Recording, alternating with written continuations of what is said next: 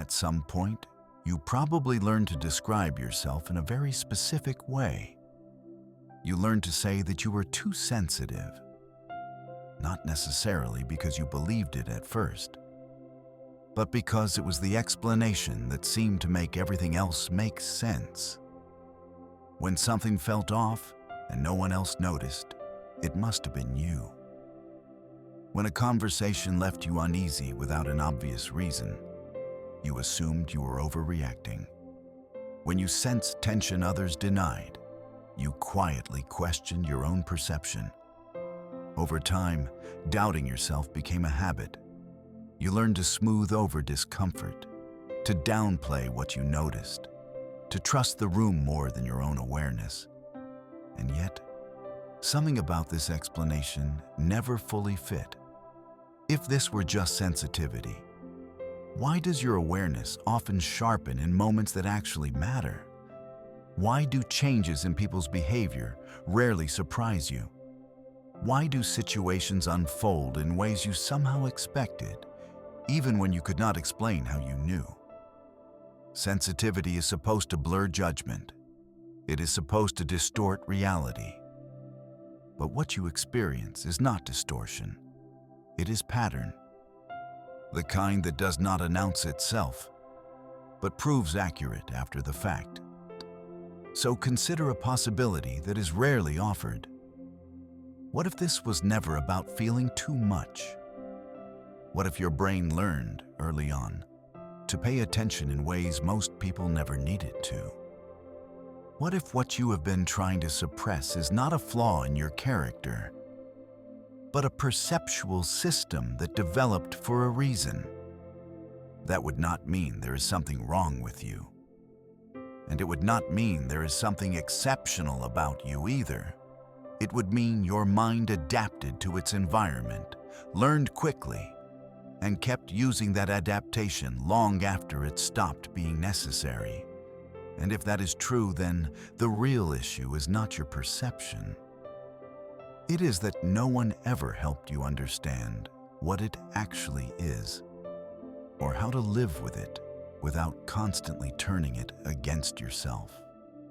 The most common explanation you were given for this way of perceiving things was simple. You are too sensitive. It sounds reasonable on the surface. After all, sensitivity is associated with strong reactions, emotional intensity, and heightened responses. And when you are the one noticing discomfort that others do not seem bothered by, it is easy to assume that the problem lies in you. But this explanation quietly falls apart the moment you examine it closely. Sensitivity is usually reactive. It flares up after something happens. It is loud, overwhelming, and often inconsistent. What you experience does not work that way. Your awareness shows up before anything obvious occurs. It notices shifts before words change. It detects tension while everything still looks calm. That is not reaction. That is anticipation. So why has this been misunderstood for so long? Partly because we tend to confuse perception with emotion. If someone sees something others do not, we assume they are imagining it.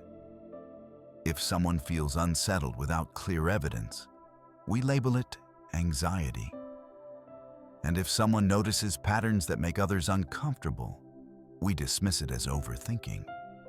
This creates a subtle but powerful distortion. Instead of asking why your mind is picking up on these details, you were taught to question whether you should be noticing them at all. Over time, the explanation becomes internalized. I am just sensitive. I always read too much into things. I should not trust this feeling. But here is a question worth sitting with. If this were merely sensitivity, why did it help you navigate difficult situations more effectively than people who ignored the signs? Why did it help you adapt, anticipate, and avoid harm, even when it exhausted you? What if the label itself was the mistake? What if calling this sensitivity prevented a deeper, more accurate understanding of what was actually happening? To understand what is really happening, we need to step away from personality for a moment and look at how perception actually develops. The nervous system is not designed to make you happy. It is designed to keep you safe. In environments that are stable and predictable, safety is mostly automatic. You do not need to monitor much. You can afford to react slowly. Mistakes are not costly. But in environments where emotional signals are inconsistent, unspoken, or volatile, safety depends on something else entirely. It depends on anticipation. When moods change without warning, you learn to read subtle cues. When honesty is not guaranteed, you start tracking tone instead of words. When conflict can erupt suddenly, your attention shifts outward, constantly scanning for what might happen next. This is not conscious. No one decides to do this.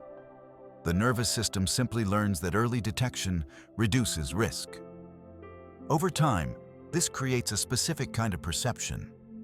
You begin to notice micro changes in expression, small pauses in speech, energy shifts in a room that others overlook because they do not need to notice them.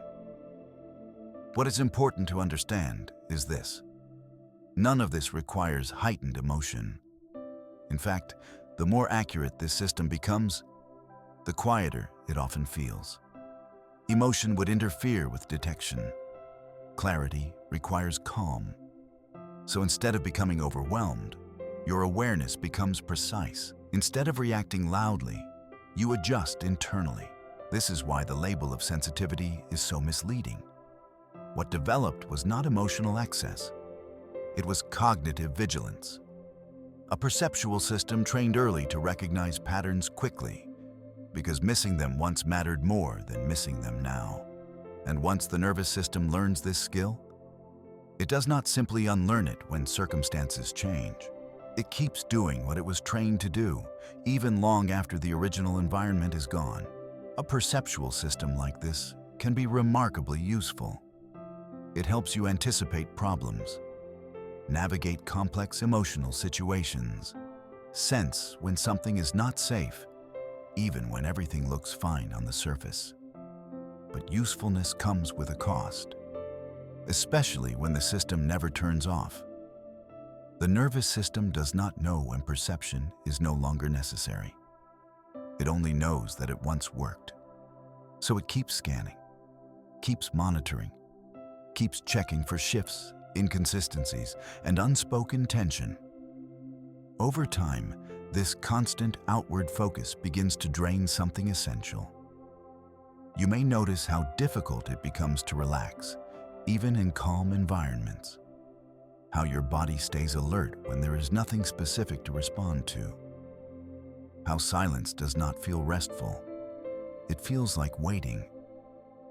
And because this perception developed as a safety strategy, it often becomes tied to responsibility. If you notice discomfort, you feel compelled to address it. If you sense tension, you feel obligated to smooth it over. If you see a problem forming, you step in, not because you want to, but because ignoring it feels wrong. Gradually, perception turns into management. You begin regulating other people's emotions before they ask, anticipating needs that were never expressed, adjusting yourself to prevent reactions that might never come. The exhaustion that follows can be confusing. You are not physically overworked. You are not emotionally dramatic. Yet you feel depleted in a way rest does not seem to fix. That is because the fatigue is not coming from feeling too much. It is coming from sustained vigilance, from carrying a role you never consciously agreed to. The role of noticing first, adjusting first, and absorbing the impact so others do not have to. And the longer this goes unexamined, the more invisible the burden becomes to others, and eventually, even to yourself. You adapt, you manage. You carry more than your share because you are good at it. and because it seems easier than dealing with what happens if you do not. Until one day, it stops working. For some people, it looks like burnout, a sense that no amount of rest actually restores anything. For others, it arrives through betrayal, a moment when trust collapses and something inside you realizes it cannot keep compensating. Sometimes it is less dramatic than either of those. A quiet realization that you are always the one adjusting, always the one anticipating, always the one absorbing tension so others can remain comfortable, and something in you finally resists. What is important to understand is that this is not failure. It is not weakness. And it is not you becoming less capable. It is the nervous system recognizing that the cost of vigilance now outweighs its benefit. The strategy that once kept you safe begins to undermine you. At this point, many people misinterpret what is happening. They assume they are falling apart, that they are losing patience, that they are becoming colder, more distant, or less tolerant. But what is actually happening is more precise than that. Your system is no longer willing to run automatically. The part of you that has been monitoring, adjusting, and absorbing without question reaches a limit and refuses to continue without conscious involvement. This is why the breaking point often feels disorienting. You do not suddenly stop noticing things. If anything, you notice more. But you can no longer ignore the fact that noticing has come with an unspoken obligation, one you never explicitly agreed to carry. And once that realization settles in, returning to the old way of functioning becomes impossible. What changes after the breaking point is not your ability to perceive. You do not suddenly become less aware.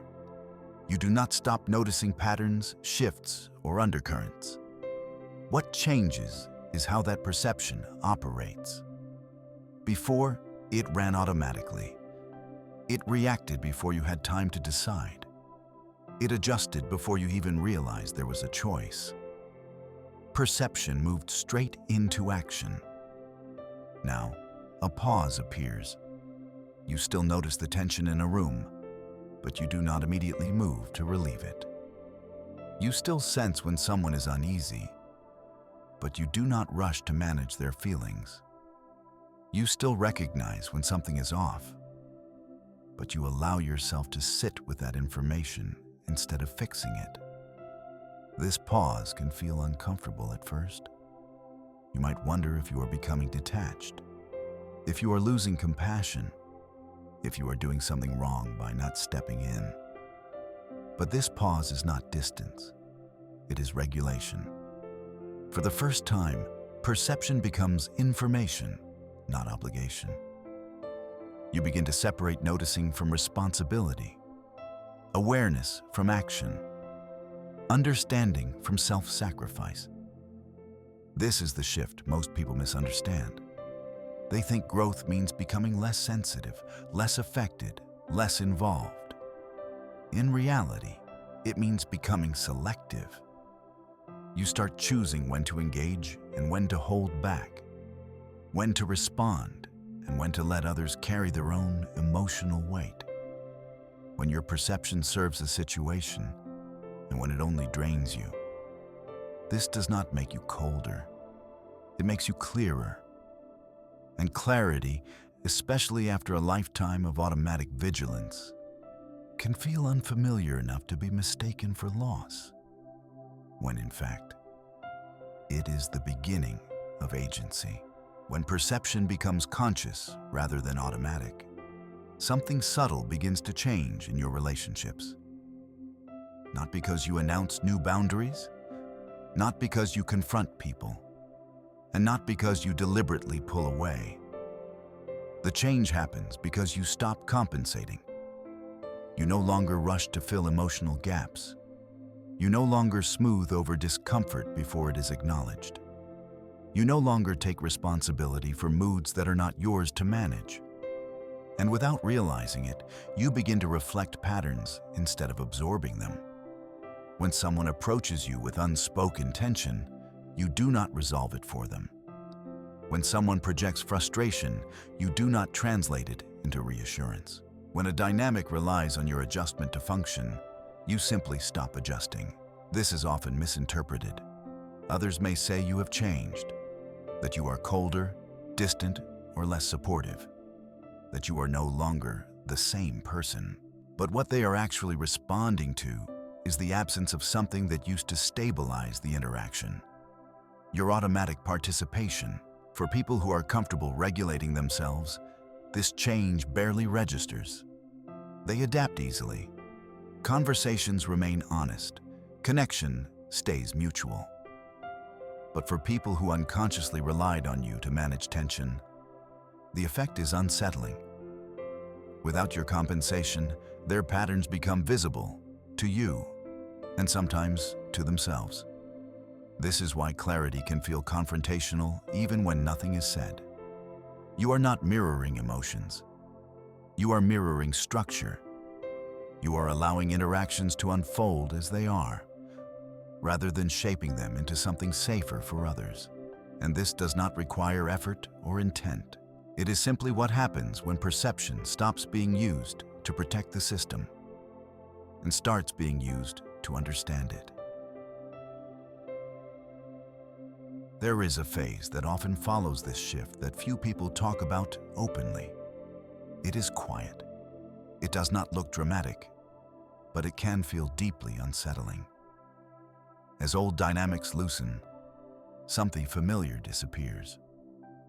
You may notice fewer emotional demands coming your way, fewer late-night confessions, fewer situations where you are automatically placed in the role of listener, mediator, or stabilizer. At first, this can feel like relief, but not long after, it can feel like emptiness.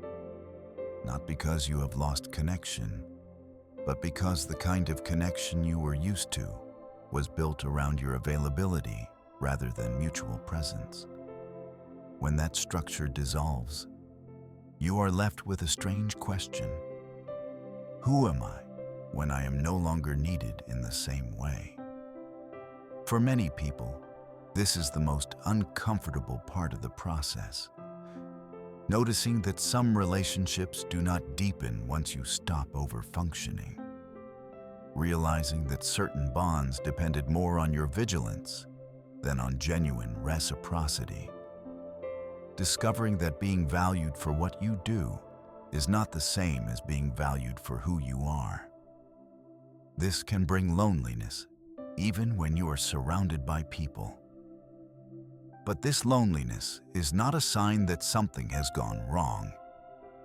It is a sign that your identity is reorganizing. You are no longer orienting yourself around constant adjustment.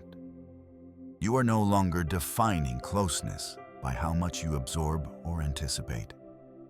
Instead, you are beginning to relate from a quieter place, one that does not require self-erasure to maintain connection. This phase asks for patience, not because it is a test, but because you are learning how to be present without performing a function. And that takes time. At this stage, a deeper question begins to surface. If your perception is accurate, if you can read patterns others miss, if you can see dynamics before they fully emerge, then what responsibility comes with that ability? This is where misunderstanding often causes harm. Some people, after recognizing their perceptual clarity, begin to weaponize it. They use insight to control conversations. They predict reactions in order to provoke them. They justify manipulation by calling it honesty. But this is not integration. It is reaction in a different form. Depth psychology has long warned about this risk. Carl Jung observed that when awareness develops without ethical integration, it does not lead to wisdom. It leads to projection. Unacknowledged capacity turns outward and seeks expression through control rather than understanding. In simple terms, seeing clearly does not automatically make someone trustworthy. What matters is what you choose to do with what you see. Integration means acknowledging the full range of your capacity, including the ability to influence, destabilize, or wound, and choosing restraint anyway. Not because you are afraid of your power, but because you respect its impact. This is where perception matures. You stop proving that you are right. You stop correcting others before they are ready to see. You stop using insight to gain leverage in emotional situations. Instead, you allow clarity to inform your choices quietly. You decide when understanding is useful and when silence protects both you and the relationship. This is not passivity. It is discipline. And discipline is what transforms awareness from something reactive into something ethical.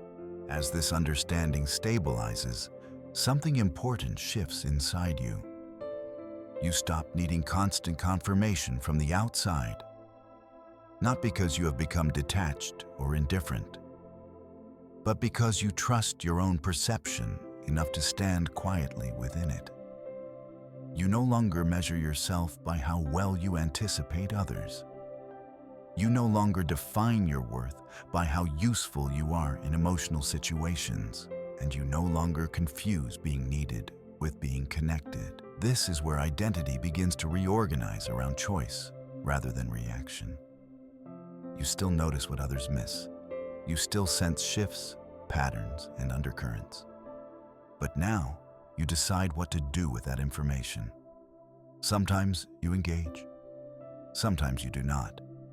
Sometimes you speak. Sometimes you allow silence to do the work.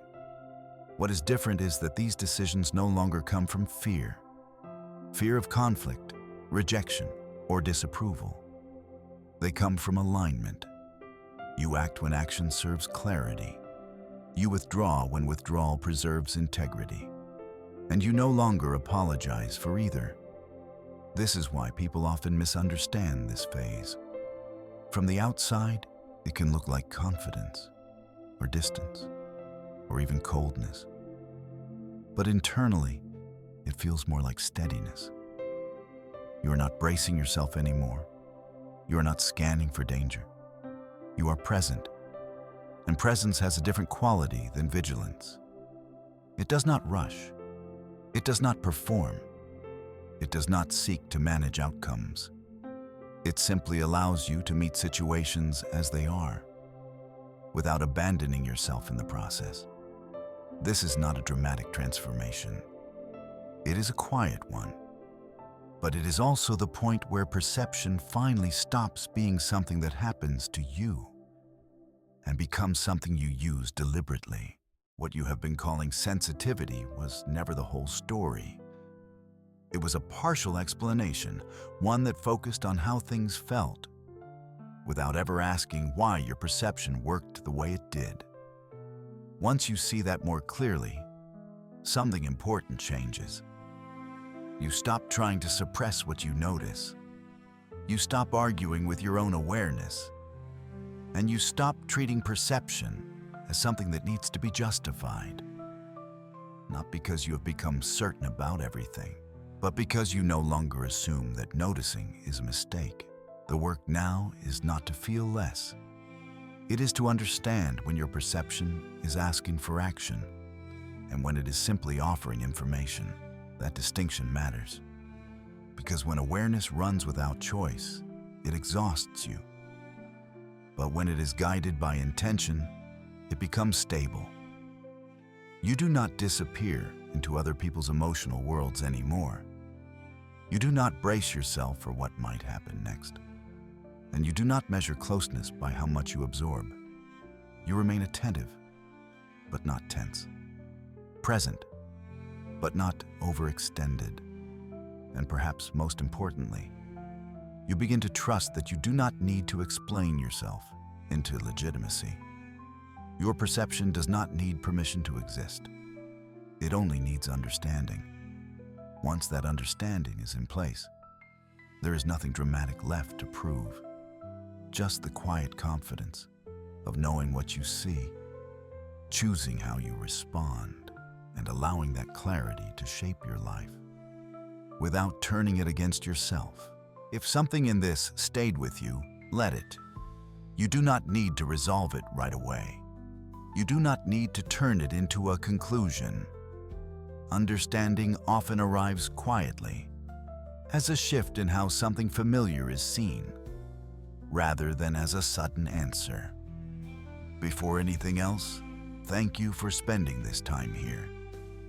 Attention is one of the few things that cannot be recovered once it is given. And choosing to sit with an idea all the way through matters more than it seems. This space exists for that kind of attention, not to tell you who you are and not to offer identities to step into, but to share perspectives that help you see yourself more clearly, so your choices come from understanding rather than habit. If this way of exploring the mind resonates with you, you are always welcome back. Each reflection here approaches a different part of human experience with the same intention: to replace inherited explanations with ones that are calmer, more precise, and more honest. Until next time, notice what you notice. And remember that clarity does not rush. It simply asks for attention.